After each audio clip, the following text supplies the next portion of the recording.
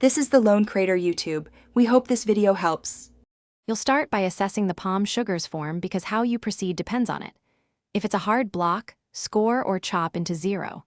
5 1cm pieces to increase surface area. If it's paste, break it into smaller portions so it melts evenly. Once done, add a splash of warm water or steam briefly to soften the pieces. This prevents scorching and helps you control sweetness. Make sure to work quickly to avoid moisture absorption that can clump the sugar. You will dissolve the softened palm sugar gently so its flavor stays intact.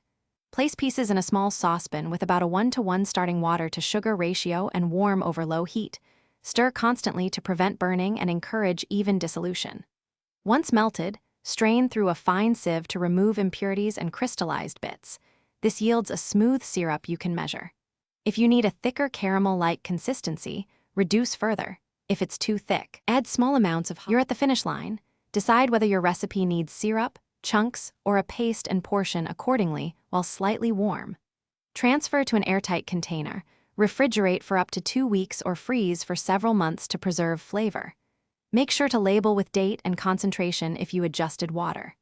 If the texture goes grainy or crystallizes, reheat gently with a splash of hot water and whisk until smooth. That usually restores gloss and consistency without wasting the sugar. Thanks for watching. Consider subscribing if we helped you.